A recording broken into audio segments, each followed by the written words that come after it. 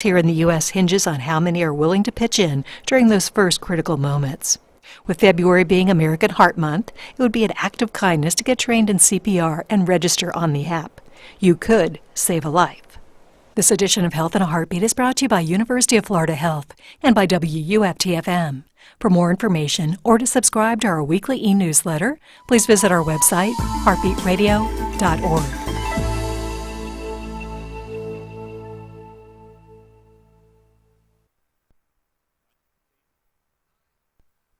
KSJE is supported by San Juan Regional Medical Center. The most important ingredients to sustaining health and wellness are the resources and tools that help you live a vibrant and healthy life.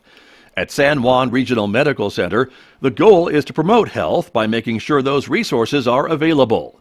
Find the path to the best life at lifebetterhere.com. San Juan Regional Medical Center. Better is our mission, improving lives through personalized health and care.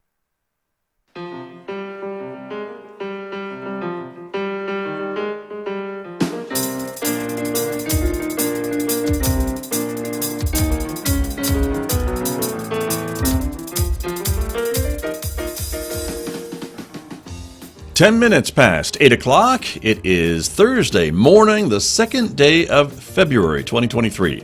Good morning, everyone. I'm Scott Michlin. Thanks for tuning in to KSJE 90.9 FM over the air, of course, here in San Juan County in Durango, Colorado. We hope you're tuning us in at 103.3 FM. And if you're anywhere else on the planet, just go to our website to listen anytime, anywhere, ksje.com. We also want to welcome our viewers because, as you know, this is a community-supported visual radio station. So we welcome our viewers who are watching the program this morning.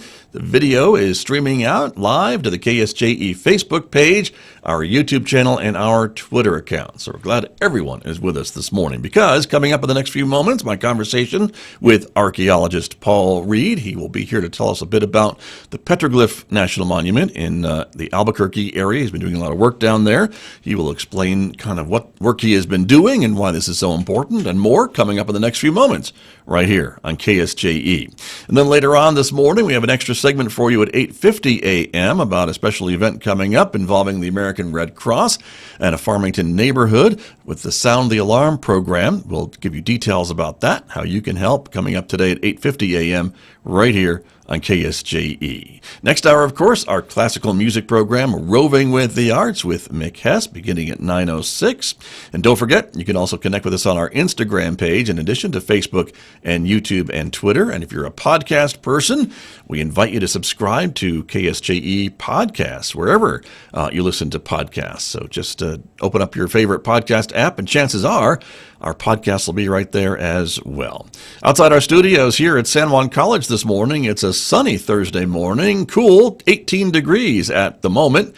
We are expecting a mostly sunny day today with a high of about 31 degrees, 11 overnight tonight. Then tomorrow, mostly sunny for the high of 34 in the forecast for Friday with an overnight low of 16 degrees. And before I get to my interview, I just want to note that, of course, we've been following the adventure of Team Guardian, the Guardian initiatives. They were traveling across the Atlantic Ocean, rowing across the Atlantic Ocean to raise awareness of mental health for our first responders. And late last night, they were able to arrive at their destination in Antigua. And we have a little video to share with their arrival here. It came in just before, I would say, 11 p.m. New Mexico time last night. And so we're very excited that they were able to complete their row, 3,000 miles, which started back on December the 12th. And we've been talking with them off and on, of course, throughout their trip and the preparations for the trip, which began years and years ago. And they've all arrived safely at their finish line in Antigua. Here's a little bit of the sights and sounds of their arrival last night.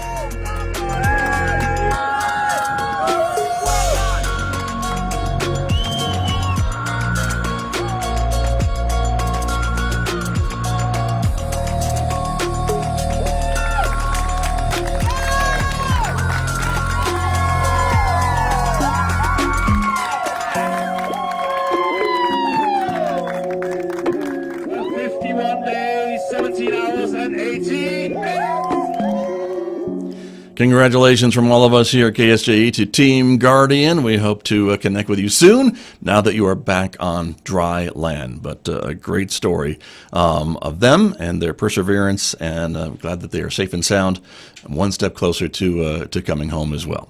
Well, let's turn to my guest, who is patiently waiting here this morning to talk a little bit about his work with Archaeology Southwest. Paul Reed is joining us as he does from his home in the Taos area. Paul, good morning. Good morning, Scott. So glad to be back on with you. Good to see you. Good to have you. You bet. And as we were both saying before we came on the air, rowing 3,000 miles probably better left to folks maybe younger than you or I. Yeah, although some of them didn't look that young, so makes me think I need to have that next phase of life, right? Well, there you go. Possible, but you get around pretty well yourself, and you've been down at the Petroglyph Monument outside of Albuquerque, and that's kind of the focus of our conversation today. And for folks who maybe haven't visited that part of the state and that area, maybe just describe it for us as we get started today. Yeah, sure.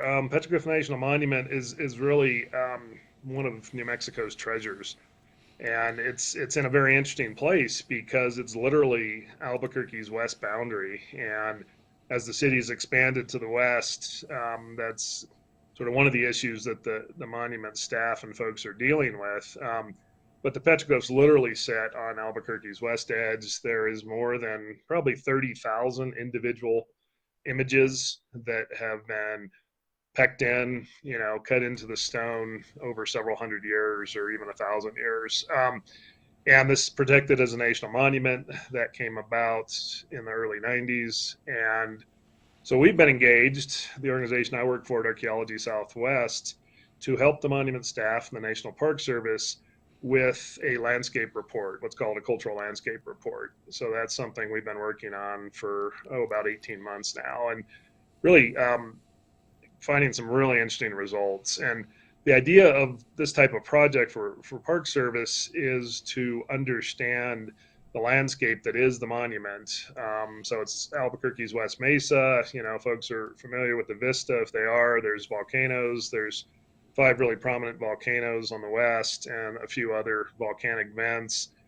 There's the escarpment, which comes down to the city's edge and is the focal point for many, many of these petroglyphs. So, yeah, just really a remarkable place. Very cool. And you talked about a couple of things that I wanted to ask you about. One is, of course, its proximity to a growing metropolitan area, and so I imagine that brings with it its own concerns and benefits and things along that line. It's certainly very visible, and so, but it could be one of those sites that may get loved to death, right? That's probably a concern about a lot of overuse and just kind of the people that want to go see what we're talking about, and maybe with so many feet, so many people, that can cause some damage and some impacts. Right, absolutely, Scott. I mean, again, I of course have to bring up Chaco Canyon every time we're on the air, even if it's not our focus. But Chaco, as a national park and Petroglyph as a national monument are kind of on opposite ends of the spectrum. Chaco, of course, takes a pretty substantial effort, an hour and a half out of Farmington, 2+ hours out of Albuquerque, a dirt road that serves as some kind of a barrier, and then you're out in this amazing remote place. Petroglyph, by contrast, is right there on the edge of Albuquerque. And talking to monument staff, they get around 360,000 visitors a year that go to some part of Petroglyph National Monument. Chaco's visitation is more in the 60,000 range. So, again, a real contrast. And right, as you mentioned, the loving it to death issue, which kind of arose in different parts of the West and, I guess worldwide with COVID in 2020, with so many people wanting to get out on the landscape and, find peace and solace, commune with nature, all those different things that we like to do. It's a big issue. So this is something that the monument works very actively with. One of the more interesting aspects about Petroglyph National Monument is the exterior boundary of the monument includes the Park Service managed lands, but there's quite a bit of Albuquerque open space land as well. So as we've gone through this project and partnered with the Park Service, we also have a partner in the Albuquerque open space management folks. So there's a lot of people who care about the landscape who are working to really figure out the best way to manage it.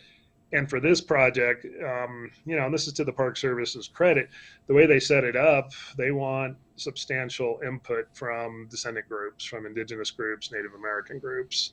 So there is a group of 29 tribes across the Southwest and even up to Fort Sill in Oklahoma, who are connected to this landscape through ancestral ties, their history, their oral histories, their cosmology. So we have been consulting with not all 29, but almost half of those groups through video contact, through a series of field trips we had last fall. And the idea is to get substantial input from Native American groups on how Petroglyph manages its resources. The sites themselves, there's around 375 or so archaeologically defined sites. We know there are a number of traditional cultural places, special places for tribes. And then, of course, there's the 30,000-ish petroglyph images, which connect to the archaeological sites, of course. So what the Park Service really wanted and what Petroglyph National Monument staff wanted was to go through this process of a landscape report, studying the landscape's history, and have, again, substantial input from descendant communities. So, with the work I've done with tribes over a decade or more now, this has really just been a wonderful project from that standpoint. Right. And in some of these cases, Paul Reed, is this maybe the first time some of these tribes or peoples have been contacted about the site? Well, I think in this specific way, that's probably true. But, and again, the Park Service has consulted with tribes for a number of decades now and has really been ramping up that level of contact. So what happened in the late 90s, and this project kicked off maybe 97, 98, is the Park Service initiated what's described as an ethnographic land report project. So they engaged anthropologists, one of whom works on this project, and I'll give a shout out to the folks working with me here in a second. And they basically contacted, again, that group of 29 tribes. They may have had a slightly larger group at that point, and said, what are the important places for your group on this landscape? So this ethnographic land report was prepared in 2002. And for our work, it really provides a great baseline for how different tribes have connected to the landscape in the past, what their oral history, to the extent that they're able to share that with the researchers in the Park Service, how that connects, and then their feelings about, how the park is managed. So our work, in a way, is updating that. It's heading in a different direction as well. The other thing that they've done recently is the monument is working on a user management plan. And that's a visitor management plan. And the idea is, when people come to Petroglyph, what are the experiences that, they're likely to have?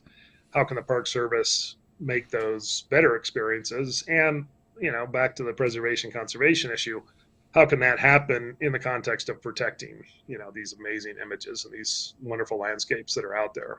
Right. We're displaying some images from the article that you and colleagues wrote for Archaeology Southwest, showing a bit of the open space there and the West Mesa views across the city of Albuquerque towards the Sandia Mountains, of course. And you mentioned the visitation, and so my rough math at 8 o'clock in the morning tells me that equals about 1,000 people a day. It's big space, but still, if you're elbow to elbow with 1,000 people trying to see these sites, that can be crowded.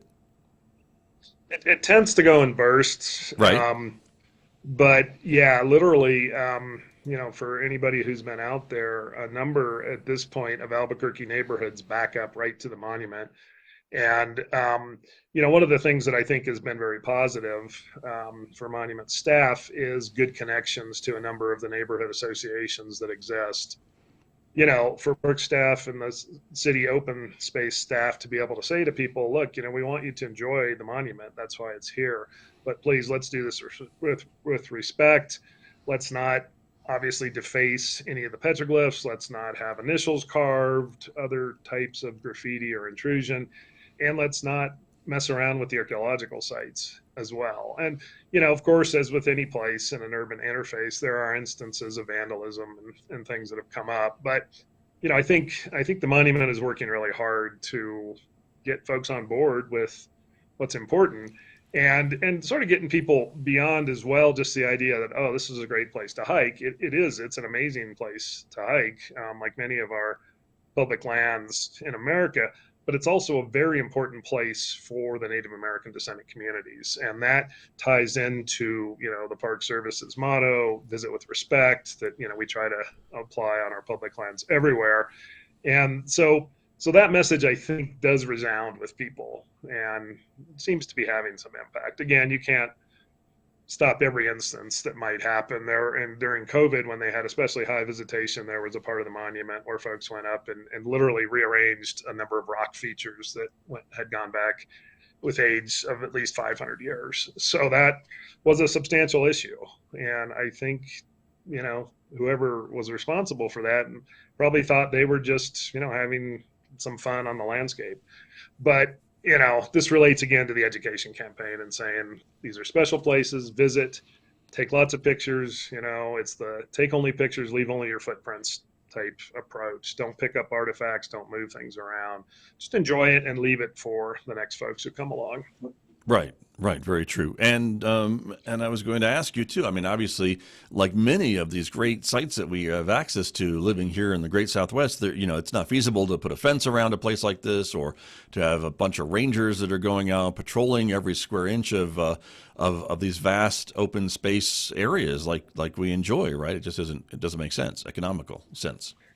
Yeah, I mean, it is fenced off because Is it? that's, in the urban interface, that's really the only thing that works. But, that the park staff have really worked hard to create access points, to have good information. And so there are many places to go where folks can experience the petroglyphs on trails that are well marked and which, have boundaries, borders to keep people from getting too close to the images or potentially thinking about touching them or doing other impacts. So but it is kind of a substantial problem, and the city of Albuquerque is not going to stop growing. So so that's why these issues are very important. And again, to bring it back to contact with Native American descendant communities, it's all the more important to get the folks whose ancestors created this this amazing landscape through time, the cultural sites, the sacred sites, that they have a substantial voice in how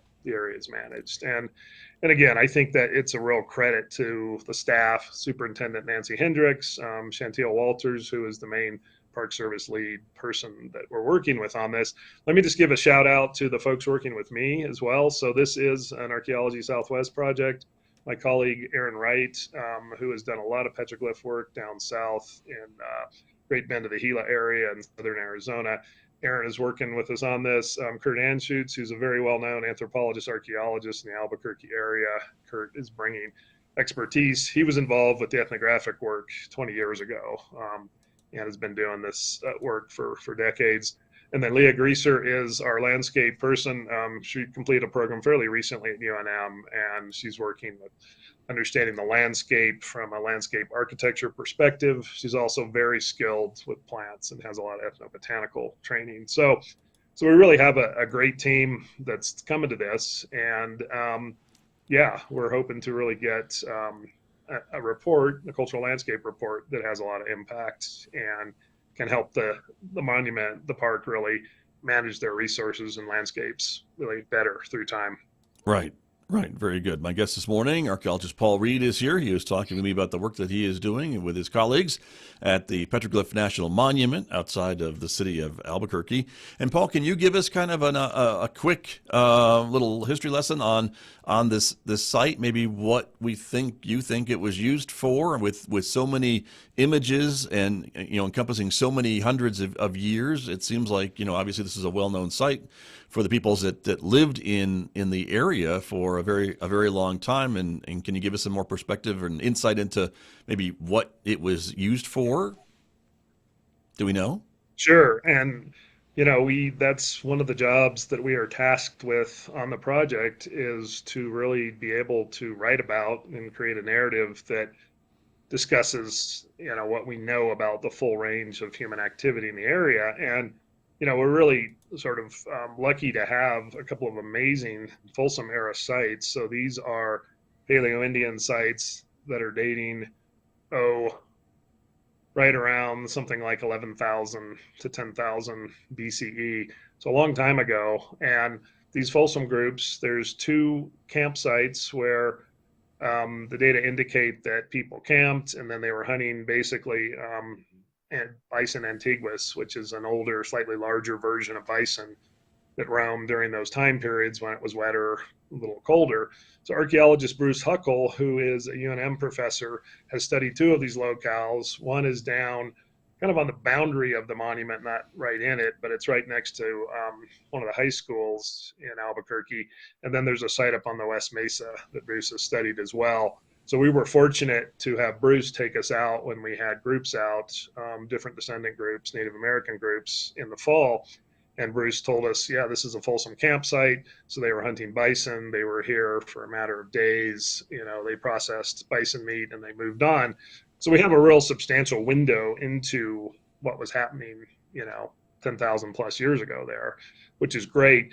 We have a whole range of sites that are more recent than that as well, that go through what we describe as later Paleo-Indian period, a large period of time that's about 6,000 years old that's called the Archaic period, where people were hunting and gathering, doing smaller game hunting, deer, antelope, bighorn sheep if they were in the area at that point, smaller animals, and then a whole lot of plant gathering, different natural seeds, Indian rice grass, and the like. And then we eventually come into a time period where people are beginning to farm and settle down. So we have a very substantial Pueblo site. The site that's has been known by a few names, but it's called Piedras Marcadas at this point, also known as Alameda Pueblo. This is, folks are pretty sure an ancestral site for Sandia Pueblo, which is just, of course, across the river a little bit to the north and east, mostly east. And so that site was actually a site that Coronado visited in 1540 and laid siege to. So there's a substantial amount of history there. And archaeologist Matt Schvader, who has worked in the area for decades, is really dedicated the most recent years of his career to understanding that place. So yeah, it's really an amazing place. And then there's the 30,000 petroglyphs that are across the landscape in different places, other sort of smaller campsites, places where people camp for a couple of nights, built a fire. We find those remnants. And then other sites that are probably more in the ritual ceremonial space that different groups have used. And for those, of course, we try to be very respectful and not, bring a non-Indigenous perspective to interpreting that. And that's why having different pueblos and tribes out on the landscape to talk about these places, have input on management, and whether or not, in some specific cases, the tribes may say, we don't actually want visitation to this place. It's very important. And, so those are some of the considerations that are going into the work. Right. And again, working with, there's 29 total tribes. We've had substantial contact, either meetings out at Petroglyph, meetings in tribes, home places, with about 14 groups. So I think we're having really pretty good luck engaging descendant communities and really trying to get substantial input on how landscape features should be, talked about, managed, and ultimately what happens in the future with the monument. So yeah, it's really been an amazing process. Right. Very good. And even the article that we are sharing pictures from Archaeology Southwest, you were telling me before we came on the air this morning that because some of the images maybe are sensitive to some of the peoples that are connected to this site, that's maybe why there's not more photographs of the actual petroglyphs that we're able to share this morning, because that is an evolving discovery as well, is it not, even to this day? Right, correct. I mean, and folks who've been out there, again, there's 30,000 plus images. If you look at the Petroglyph website, some of those are illustrated, and and this isn't criticism about having those on different websites and the Park Service's own website. we just felt from prior work that Eric Wright's done, work that I've done, Kurt Anschutz has done, that we just want to be sure we're not putting images out that might have some sensitivity for the groups. And what we have learned from the field visits that we had in the fall is that, there are many, many images that don't fall into what most of these groups would say are sort of sensitive categories. But anyway, that's something we wanted to be really careful about. So I can imagine that as people go to read a blog that we put together on this, and there's not a whole lot of imagery of the petroglyphs, that sort of presentation, I think, is coming as we continue to have dialogue with groups and just be sure that we're approaching this very sensitively. Scott, as we've talked many times on the show, so much of what's happened in anthropology and archaeology for more than 150 years at this point has been about exploiting groups and basically taking a non-Indigenous perspective and saying, here's your history. Us non-Indigenous people are going to tell you how it happened. And we, of course, have been working hard, and other groups in the Southwest as well, trying to turn that around and say, how do we front load the views of the people whose heritage, we're hoping to protect and understand better? And, so that's just part of that respectful process for us. Right. Very good. And so with all these petroglyphs in this one area, Paul Reed, what could we learn from that? It was just a gathering place or a crossroads, if you will, of different peoples, because as you say, this site has evidence of petroglyphs and images over generations. So do we have any thoughts about that and why so concentrated in this one area? Well, I think there's a couple answers to that. And I think, from my perspective, again, as a non-Indigenous person, the escarpment there with the basaltic rock that came through the eruption of the volcanoes some millions of years ago left an amazing canvas. So what we do see pretty much worldwide, certainly in the Southwest, is some of the most amazing rock imagery, as we might describe it, comes and happens in areas where we have really dark rock, and then through the skill of ancient folks pecking into the rock, they can produce amazing light images popping out on that dark canvas. So we see this in other volcanic places. There are areas near Flagstaff that have big expanses. El Malpais National Monument has some. Again, down there, the difference is that the rock and the lava is much rougher. So I do think the escarpment at Petroglyph is a relatively unique, if that's not butchering English too much, sort of series of landscape canvas, if you want to look at it that way. We've talked a little on the program about Southeast Utah and the Bears Ears area, and many of the Red Rock Canyons, of course, in the Four Corners also have that very dark surface that is ideal for both petroglyphs, pecked in, and then pictographs with different types and colors of paint going on. So a big part of it is the canvas, and I think just the location on this major, corridor, the big Rio Grande River, which, of course has different indigenous names pre-Spanish, but this was an amazing north-south corridor. And, when the Spanish made their Camino Real, after they came into the area, this was not a new road. This was an old route that had been used for thousands of years by the indigenous occupants. So I think Petroglyph sits at a unique geographical crossroads, has the canvas, if you will, the rock, and is really centrally located as well. So for groups coming in off the plains, groups coming up from the south, public groups who are in the area later in time, the movement of peoples, sort of the mosaic of migration that forms a lot of the story that, we're beginning to understand better. So yeah, an amazing place. Right. Very true. And these images, I mean, what can we interpret, I guess, from what was left? Was it just information about the types of animals that were nearby, or do we know what some of these things represent and what we can learn from these images? I think with sort of the advances that we've had in studying rock imagery, and again, with substantial contact with the groups who are descended from the creators of this, and again, when groups feel comfortable sharing information, there's a range of interpretation that works. We definitely see places where people are seem to be documenting journeys or migrations on the stone. We see a whole lot of imagery, as you mentioned, of different animal forms in particular, but we see plants, we see landscapes, we see sky images, we see clouds represented.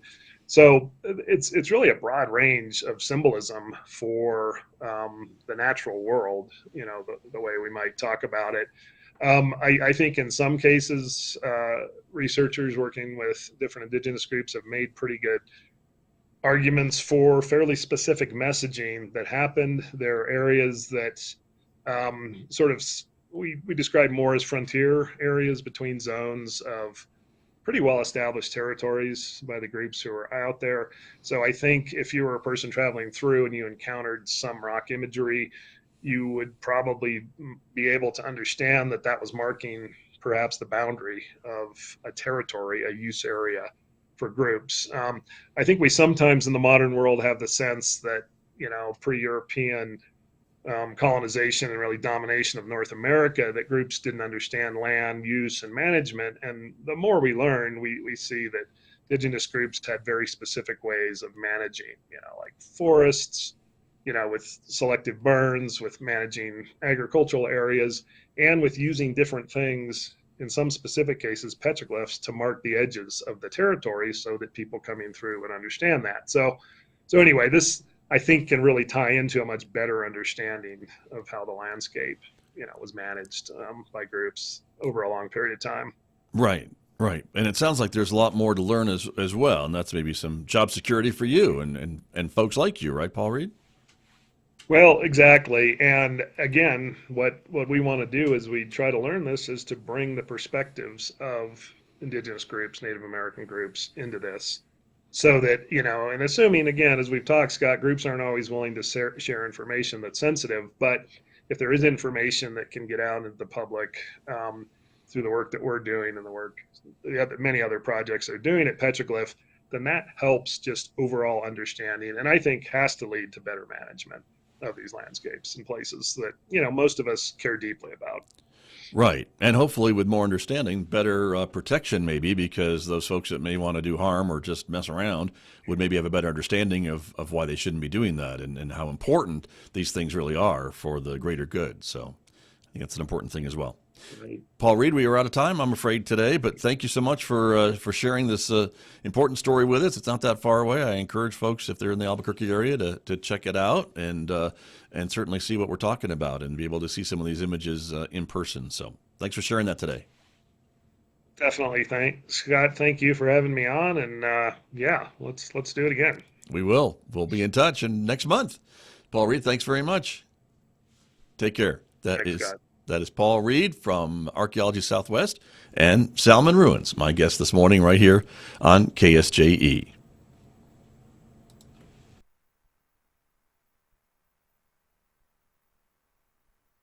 KSJE and San Juan College present the Student Success Coaching Tip of the Week. Hello, this is Emin Chi from the Student Achievement Center bringing you Week 3 Coaching Tips of the Week.